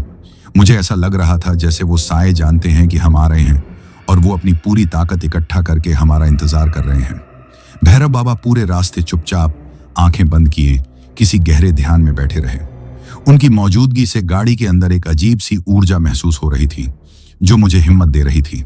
जब हम गांव पहुंचे तो बाबा को मेरे साथ गाड़ी से उतरते देख गांव वालों में एक हलचल सी मच गई। जो लोग मुझसे कल तक बात करने से कतरा रहे थे, वो अब डर और श्रद्धा के मिले जुले भाव से हमें दूर से ही देख रहे थे।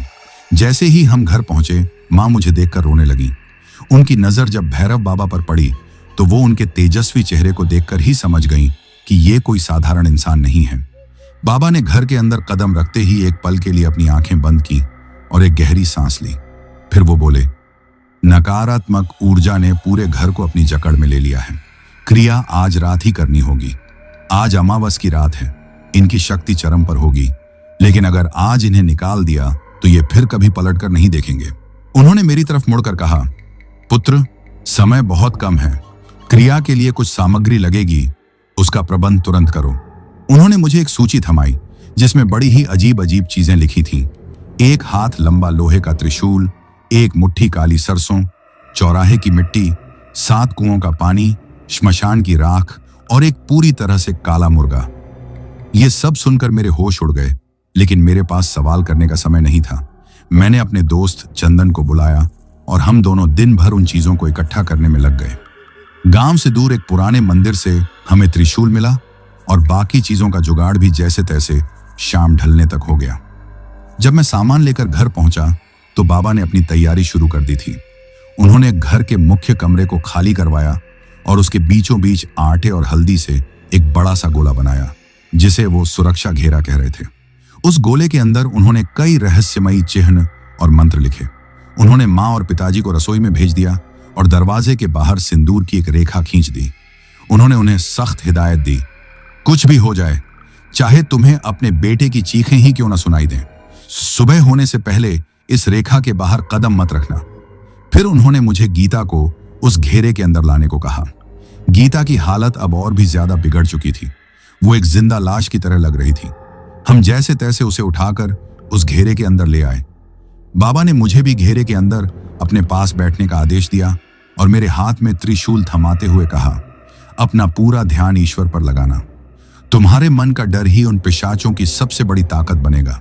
चाहे कुछ भी हो जाए, ये त्रिशूल अपने हाथ से मत छोड़ना और घेरे से बाहर कदम मत रखना। ठीक रात के 12 बजे जैसे ही घड़ी की सुइयां मिली, भैरव बाबा ने घेरे के बीच में एक छोटी सी हवन वेदी जलाई और अपनी आंखें बंद करके मंत्र उच्चार शुरू कर दिया। उनके मंत्र संस्कृत के श्लोक नहीं थे, वो एक प्राचीन, गहरी और गटरल भाषा थी जिसे सुनकर ही शरीर में कंपी छूट रही थी। जैसे जैसे बाबा का मंत्र उच्चार तेज होता गया, कमरे का माहौल बदलने लगा। हवा भारी और ठंडी हो गई। हवन की आग जो पहले पीली जल रही थी, अब नीले और हरे रंग में बदलने लगी। और तभी गीता, जो अब तक बेसुध पड़ी थी, उसके शरीर में एक जोरदार ऐंठन हुई। उसने अपनी आंखें खोली, पर वो आंखें मेरी गीता की नहीं थीं। वो पूरी तरह से काली पड़ चुकी थी, जैसे 2 कोयले के टुकड़े हों। उसके मुंह से एक गहरी, घुरघुराती हुई आवाज निकली जो एक साथ मर्द और औरत की लग रही थी, उन दोनों पिशाचों की। आखिरकार हिम्मत कर ही ली तूने, साधु। वो आवाज कमरे में गूंज उठी। पर तू हमें इस शरीर से नहीं निकाल सकता, ये अब हमारा घर है। इतना कहते ही गीता का शरीर हवा में 2 फुट ऊपर उठ गया और फिर जोर से जमीन पर पटक दिया गया। वो जोर जोर से हंसने लगी, एक ऐसी भयानक हंसी जिसे सुनकर किसी पत्थर दिल इंसान की भी रूह कांप जाए। उसने अपनी पूरी ताकत से उठकर मुझ पर हमला करने की कोशिश की, लेकिन जैसे ही वो सुरक्षा घेरे के किनारे पर पहुंची, एक अनदेखी दीवार से टकराकर पीछे गिर गई। अब घर के बाहर से अजीब अजीब आवाजें आने लगी। एक तेज आंधी चलने लगी जिसने हमारे घर की खिड़कियों और दरवाजों को बुरी तरह से खड़खड़ाना शुरू कर दिया। ऐसा लग रहा था जैसे दर्जनों लोग बाहर से दरवाजे को तोड़ने की कोशिश कर रहे हों। घर की बत्तियां जोर जोर से जलने बुझने लगी। पॉजेस्ड गीता अब भैरव बाबा को गालियां दे रही थी। वो कह रही थी, तू हमें नहीं जानता साधु, हम यहां सदियों से हैं, हम तेरी पूजा पाठ से नहीं डरते। भैरव बाबा ने अपनी आंखें नहीं खोली। उनका मंत्र उच्चार और भी तेज और शक्तिशाली हो गया। उन्होंने मुट्ठी भर काली सरसों उठाई, उस पर कुछ फूंक मारी और उसे हवन की आग में फेंक दिया। सरसों के दाने आग में किसी पटाखे की तरह छट छट करके फूटे और उनसे एक तीखा दम घोंटने वाला धुआं निकला। वो धुआं जैसे ही पॉजेस्ड गीता के शरीर से टकराया, वो बुरी तरह से चीख पड़ी। इस बार उसकी चीख में दर्द था। वो जमीन पर लौटने लगी, अपने ही नाखूनों से अपने चेहरे को खरोंचने लगी। वो चिल्ला रही थी, जलन, बहुत जलन हो रही है, बंद कर इसे साधु, मैं तुझे जिंदा जला दूंगा। बाहर का कोहराम और भी बढ़ गया। मुझे खिड़की के शीशों पर बाहर से चिपकी हुई भयानक परछाइयां दिखाई दे रही थीं, जो अपने लंबे लंबे नाखूनों से शीशे को खरोंच रही थीं। रसोई के अंदर से मां के रोने की दबी दबी आवाजें आ रही थीं। मेरा डर के मारे बुरा हाल था, लेकिन मैंने बाबा की बात याद रखी और कसकर त्रिशूल को पकड़े बैठा रहा। भैरव बाबा अब अपने आसन पर खड़े हो गए। उन्होंने अपनी जटाओं में से एक छोटा सा चाकू निकाला और अपने अंगूठे पर एक चीरा लगा दिया। खून की कुछ बूंदें उन्होंने हवन की आग में टपकाईं। आग में खून पड़ते ही आग की लपटें 10 फुट ऊंची उठ गईं और पूरे कमरे में एक पल के लिए रोशनी हो गई। पॉजेस्ड गीता की चीख अब एक घायल जानवर की तरह लग रही थी। तभी बाबा ने उस काले मुर्गे को उठाया जो अब तक एक कोने में शांत बैठा था। उन्होंने कोई आखिरी सबसे शक्तिशाली मंत्र पढ़ा और एक झटके में उस मुर्गे की बलि हवन कुंड के सामने दे दी। जैसे ही मुर्गे का खून जमीन पर गिरा, एक भयानक घटना घटी। घर में लगी सारी बत्तियां एक जोरदार धमाके के साथ फूट गईं। हवन कुंड की आग एक झटके में ऐसे बुझ गई जैसे किसी ने उस पर बाल्टी भर पानी डाल दिया हो। कमरे में घना जानलेवा अंधेरा छा गया। एक पल के लिए सब कुछ शांत हो गया, एकदम खामोशी। और फिर उस खामोशी को तोड़ते हुए पॉजेस्ड गीता की आवाज नहीं, बल्कि एक तीसरी और भी ज्यादा गहरी, प्राचीन और शैतानी आवाज गूंजी, जो कमरे के हर कोने से, दीवारों के अंदर से आ रही थी। उस आवाज ने कहा, बहुत हुआ बच्चों का खेल, साधु। मैंने डर के मारे भैरव बाबा की तरफ देखा, पर अंधेरे में कुछ दिखाई नहीं दे रहा था। मुझे बस उनकी तेज तेज सांसें लेने की आवाज सुनाई दे रही थी, और उन सांसों में पहली बार मुझे डर का हल्का सा एहसास हुआ।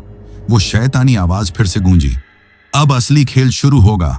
इतना कहते ही मेरे हाथ में पकड़ा हुआ लोहे का त्रिशूल अपने आप किसी भट्टी की तरह गर्म होने लगा। वो इतना गर्म हो गया कि मैंने दर्द के मारे चीखकर उसे जमीन पर फेंक दिया। उसी पल सुरक्षा घेरा, जो अब तक हमारी ढाल बना हुआ था, उसकी जमीन पर बनी रेखाओं से एक काला धुआं निकलने लगा और वो रेखाएं मिटने लगी। हमारी सुरक्षा टूट चुकी थी। दोस्तों, उस घने जानलेवा अंधेरे में जब वो तीसरी शैतानी आवाज गूंजी, तो एक पल के लिए मुझे लगा कि सब कुछ खत्म हो गया। हमारा सुरक्षा घेरा टूट चुका था, मेरा हथियार मेरे हाथ से छूट चुका था, और भैरव बाबा की सांसों में भी मैंने पहली बार एक घबराहट महसूस की थी। अंधेरे ने हमें पूरी तरह से अपनी गिरफ्त में ले लिया था। वो शैतानी आवाज फिर से बोली। इस बार वो मेरे ठीक कान के पास फुसफुसाई, तूने सोचा था तू हमें हमारे घर से निकाल देगा मूर्ख, अब हम तुझे और तेरे पूरे परिवार को अपना ग्रास बनाएंगे। उसी पल कमरे का अंधेरा और भी गहरा हो गया और मेरे सामने गीता के बेसुध शरीर के ठीक ऊपर वो अंधेरा इकट्ठा होकर एक विशाल भयावह आकृति का रूप लेने लगा। वो किसी इंसान की तरह नहीं थी, बल्कि धुएं और परछाइयों से बना एक ऐसा दैत्य था जिसकी कोई शक्ल नहीं थी, पर उसकी मौजूदगी से ही मौत की ठंडक महसूस हो रही थी। उस विशाल आकृति के अंदर मुझे उन दोनों बूढ़े पिशाचों के चेहरे भी दिखाई दे रहे थे, जो दर्द में तड़प रहे थे, जैसे वो भी उस बड़ी शक्ति के गुलाम हों। तभी भैरव बाबा जोर से गरजे। उनकी आवाज में अब डर नहीं, बल्कि एक योद्धा का क्रोध था। बहुत हुआ तेरा खेल, मसान, जिस रास्ते से आया है उसी रास्ते से लौट जा, वरना मेरी शक्तियों से भस्म हो जाएगा। उस दैत्य ने एक भयानक अट्टहास किया जो पूरे घर को हिला गया। उसने भैरव बाबा पर हमला नहीं किया, उसने मुझ पर हमला किया, पर वो हमला शारीरिक नहीं था। अचानक मेरे दिमाग के अंदर भयानक दृश्य कौंधने लगे। मैंने देखा कि गीता मर चुकी है। माँ पिताजी मेरे ऊपर उसकी मौत का इल्जाम लगाकर रो रहे हैं। मेरी टैक्सी खाई में गिरी जल रही है। वो मेरे सबसे गहरे डरों को मेरे खिलाफ इस्तेमाल कर रहा था। मेरी हिम्मत जवाब देने लगी। तभी अंधेरे में से भैरव बाबा की आवाज आई, पुत्र, उसकी मत सुन, ये सब भ्रम है। वो तेरे डर को खाकर और शक्तिशाली हो रहा है। अपनी आंखों के सामने अपनी पत्नी का चेहरा ला, उसके प्रेम को याद कर, वही तेरा असली कवच है। उठ और उस त्रिशूल को फिर से अपने हाथ में थाम। बाबा की आवाज ने मुझ पर जादू सा असर किया। मैंने अपनी आंखें खोली और अंधेरे में जमीन पर पड़े उस त्रिशूल को देखा, जो अब भी हल्का हल्का लाल दहक रहा था। उस दैत्य की फुसफुसाहट मुझे रोक रही थी, मत छूना उसे, जलकर राख हो जाएगा। एक पल के लिए मेरे कदम रुक गए, लेकिन फिर मैंने जमीन पर पड़ी गीता की धुंधली सी आकृति को देखा। मेरे मन में उसके साथ बिताया हर एक अच्छा पल, उसकी हंसी, उसका भरोसा, सब एक साथ कौंध गया। मेरे अंदर डर की जगह एक अजीब से गुस्से और प्रेम ने ले ली। ये मेरी लड़ाई थी। मैंने एक चीख के साथ आगे बढ़कर उस दहकते हुए त्रिशूल को अपने दोनों हाथों से उठा लिया। जैसे ही मेरी त्वचा ने उस गर्म लोहे को छुआ, मेरे मुंह से दर्द की एक भयानक चीख निकल पड़ी। मेरे हाथों के जलने की गंध पूरे कमरे में फैल गई, लेकिन मैंने उसे छोड़ा नहीं। और यकीन मानिए, जिस पल मैंने उस दर्द को अपनी गीता के प्रेम के लिए सहा, उस त्रिशूल की दहक और भी तेज हो गई और उससे एक सुनहरी रोशनी निकलने लगी। हाँ पुत्र, यही शक्ति चाहिए थी। भैरव बाबा गरजे, अब जा और अपनी पत्नी को उसके माथे पर इस त्रिशूल से स्पर्श कर। यह बंधन तूने ही जोड़ा था, इसे तोड़ेगा भी तू ही। मैं जलते हुए हाथों में उस त्रिशूल को लेकर गीता की तरफ बढ़ा। वो धुएं का दैत्य दहाड़ता हुआ मुझ पर झपटा, लेकिन त्रिशूल से निकलती रोशनी ने एक कवच की तरह उसे रोक दिया। मैं गीता के पास पहुंचा। मैंने अपनी सारी शक्ति लगाकर भैरव बाबा के साथ साथ वो मंत्र दोहराया जो वो बोल रहे थे, और उस दैत्य की आंखों में आंखें डालकर चीखा, मैं हर बंधन को तोड़ता हूं। मेरा परिवार सिर्फ मेरा है। लौट जाओ अपनी अंधेरी दुनिया में।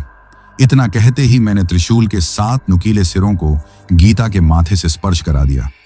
एक पल के लिए सब कुछ शांत हो गया, और फिर एक ऐसी तेज कान फाड़ देने वाली चीख निकली जिसमें हजारों आत्माओं का दर्द और गुस्सा भरा हुआ था। कमरे के केंद्र से एक तेज सफेद रोशनी का धमाका हुआ, जिसने मुझे कई फीट दूर फेंक दिया। घर के सारे खिड़की दरवाजे जो अब तक बंद थे, वो धमाके से अंदर की तरफ नहीं, बल्कि बाहर की तरफ फटकर खुल गए, जैसे कोई चीज घर से बाहर भागी हो।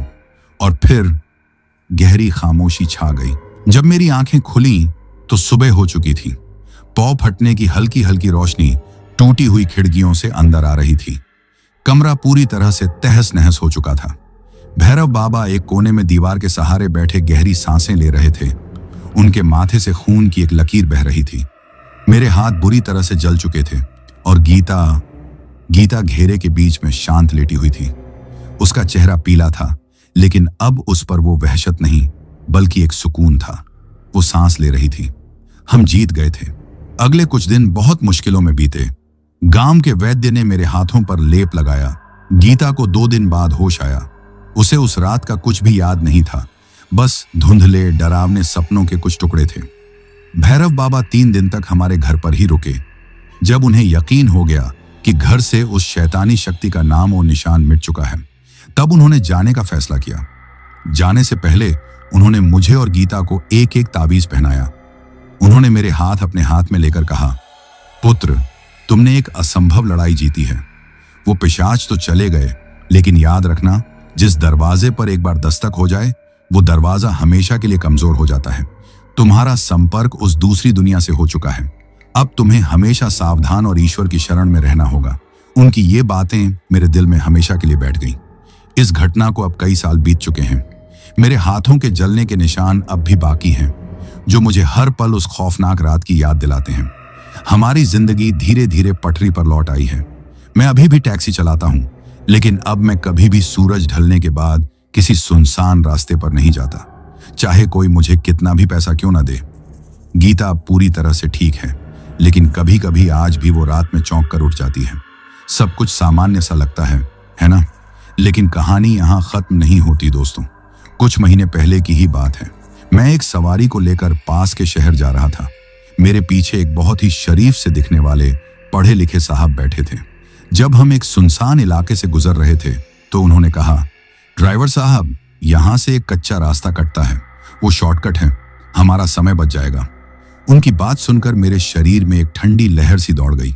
मैंने उस अंधेरे जंगल वाले रास्ते की तरफ देखा और मेरे जहन में वो सारी यादें ताजा हो गईं।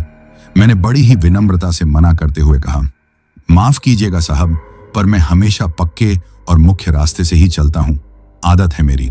मेरे पीछे बैठे वो साहब कुछ पल के लिए चुप हो गए। मैंने आदत के अनुसार रियर व्यू मिरर में देखा। वो साहब मेरी तरफ ही देख रहे थे और उनके चेहरे पर एक बहुत ही अजीब रहस्यमयी मुस्कान थी। उन्होंने एक बहुत ही शांत और गहरी आवाज में कहा, समझदारी का फैसला है, हर किसी को दूसरा मौका नहीं मिलता। उनकी इस बात को सुनकर मेरा खून जम गया। एक पल के लिए, सिर्फ एक पल के लिए, मुझे उस आईने में उन साहब की आंखों की जगह वही दो चमकती हुई सफेद आंखें दिखाई दी। मैंने घबराकर पलकें झपकाईं और फिर से आईने में देखा। अब वहां वही शरीफ से साहब बैठे थे जो खिड़की से बाहर देख रहे थे। दोस्तों, उस दिन मुझे समझ आया कि वो साए मेरे घर से तो चले गए थे, लेकिन उनका एक हिस्सा शायद हमेशा के लिए मेरी जिंदगी में बस गया है। अब मैं हर सवारी में, हर अनजान चेहरे में, हर सुनसान रास्ते में उन्हें महसूस करता हूं। और ये डर शायद अब मेरी मौत के साथ ही खत्म होगा। तो दोस्तों, ये कहानी यही खत्म हुई। अब जिन भाइयों ने अपना नाम वीडियो में कमेंट किया था उनका नाम लेते हैं। मुकेश भाई राउरकेला से, शानो जी पाटियाला से, कमल जी भाटी तारानगर से, आकाश भाई उत्तर प्रदेश से, सफीक भाई सऊदी अरब से, राजीव भाई दरभंगा बिहार से, निहारिका जी ओडिशा से, राजकुमार भाई गोरखपुर से, गणेश पाठक भाई सूरत से, अंबुज मिश्रा भाई नोएडा उत्तर प्रदेश से, आशु भाई दिल्ली से, अनिल चौहान भाई सिवान बिहार से, मनीष जैन भाई दिल्ली से, सरिता जी उत्तराखंड से, मजीद भाई मालदीव से, विशाल भाई हरदोई से, रॉकी भाई सोनीपत से, विनोद गुरुंग भाई दुबई से, जमशेद खान भाई कराची से, अफसर अली भाई मुरादाबाद से, पुसली भाई थाईलैंड से, आशुतोष त्रिपाठी भाई गोंडा से, यूएस हर्ष तिवारी भाई लोहारी सिरसा प्रयागराज से, मुकेश गुजर भाई भरतपुर राजस्थान से, कबल सिंह भाई पंजाब से, किशोर भाई ग्रेटर नोएडा से, अभिषेक तिर्की भाई छत्तीसगढ़ से, जुल्फिकार भाई दिल्ली से, पन्ना राम कोलायत भाई बीकानेर राजस्थान से, अन्वेश कुमार पांडे भाई मुंबई महाराष्ट्र से, दीपक भोयर भाई अर्जुनली गांव से, सूरज भाई मुंबई से, बाबू मंडल भाई राउरकेला से, असलम कुरैशी भाई सऊदी अरब से, फिजाजी इस्लामाबाद पाकिस्तान से, अर्जुन भाई नेपाल से, राधे भाई उन्नाव से, संजय खान भाई इंडिया से, ओम प्रकाश भाई झारखंड से, सबीना भाई कोलकाता से, बाबू भाई उत्तराखंड से, राम छोटा भाई गोविंदपुर जमशेदपुर झारखंड से, रवि बिशन अली भाई इंडिया से, मोहन भाई झारखंड से, आजाद भाई दिल्ली से, रुद्रा शर्मा, सपना शर्मा, शिया और अमन शर्मा भाई दिल्ली से, असुम तामूट भाई अरुणाचल प्रदेश से, पूजा घोष जी असम से, राम ठाकुर सिंह भाई ग्वालियर से, मोएम भाई बिहार मुजफ्फरपुर से, कुलविंदर कौर भाई लुधियाना पंजाब से, फजीन भाई मालदीव से, अनुराग कश्यप भाई दुबई से, वाजिद तब्बूसुम भाई लाहौर पाकिस्तान से, राम अचल भाई अयोध्या से, हसन अब्बास भाई इटली से, मेहुल वर्मा भाई प्रयागराज से, राहुल भाई ओडिशा से, ऋषभ और राकेश भाई पंजाब से, शहजादी जी सऊदी अरब से, विनीता जी लखनऊ से, गोपाल भाई कोलकाता से, वाजिद तबस्सुम भाई पाकिस्तान से, वसीम अहमद भाई नागपुर महाराष्ट्र से, राम भदौरिया भाई मध्य प्रदेश से, जीवन तमंग भाई काठमांडू नेपाल से, कादिर शिकालगार से, पूरन चंद बालोत्रा भाई राजस्थान से, उर्वशी जी वेस्ट बंगाल दार्जिलिंग से, देवांश भाई ग्वालियर मध्य प्रदेश से, बलबिंदर सिंह भाई राजस्थान से, ओमकार सिंह भाई झारखंड से, बापूनू भाई ओडिशा से, योगपाल पांडे भाई बस्ती से, संतोष कोरबा भाई छत्तीसगढ़ से, रंजीत तिवारी भाई कानपुर से, अविनाश भाई फरीदाबाद से, कमल भाई म्यांमार से, राज मालवीय भाई मध्य प्रदेश से, सरोज भाई ओडिशा से, अवनीत जानवी और मानसी जालंधर पंजाब से, पीहू छावी और जतिन भाई चंडीगढ़ से, लकी राव भाई वाराणसी से, रोहन भाई रामपुर से, सैयद मेहदी भाई सऊदी से, रामू भाई असम से, जीतेंद्र सिसोदिया भाई भगवानपुर से, गणेश भाई नासिक से, बाबू मोनी जी असम गोहपुर से, अलीना, अयान, जफिराह, इम्तेज भाई दुबलिन आयरलैंड से, अर्जुन छेत्री भाई असम से, निरुपमा नायक भाई ओडिशा से, जुनैद भाई मालेगांव से, अशोक भाई नासिक महाराष्ट्र से, रविंद्र भाई आगरा से, तरुणा भाई झारखंड से, अंकु भाई बलिया से, राम भाई मध्य प्रदेश से, वंदना यादव जी जबलपुर से, लता सिंह जी कर्नाटक से, मेहरुखा भाई लाहौर पाकिस्तान से, नरेंद्र मानकर भाई सौसर से, मीना गुरुंग जी काठमांडू नेपाल से, विक्की भाई मौर्या ट्यूस से, शनि भाई बस्ती से, हामिद उल्लाह भाई इस्लामाबाद पाकिस्तान से, दिनेश कुंभार भाई महाराष्ट्र से, अक्षय राजभर भाई चौरा से, टठूंग भाई ईटानगर से, सफदार अब्बास भाई रावलपिंडी पाकिस्तान से, लकी भाई इटली और इकबाल भाई जर्मनी से, अशोक कुमार भाई उदयपुर राजस्थान से। और जिन भाइयों ने अपना नाम कमेंट किया है लेकिन उनका नाम वीडियो में नहीं लिया गया है, तो भाइयों आप लोग टेंशन ना लें, आप लोगों का नाम अगली वीडियो में जरूर लिया जाएगा। और अगर आप लोग भी चाहते हैं कि आपका नाम वीडियो में लिया जाए तो अपना नाम और अपने शहर का नाम वीडियो में कमेंट करें। अगर आपको यह कहानी पसंद आई हो तो वीडियो को लाइक और चैनल को सब्सक्राइब करें ताकि और भी डरावनी कहानियां आप तक पहुंच सकें। कहानी को अंत तक सुनने के लिए दिल से धन्यवाद दोस्तों। आज के लिए बस इतना ही, मिलते हैं जल्द ही कुछ नई कहानियों के साथ। तब तक के लिए अपना ध्यान रखिए।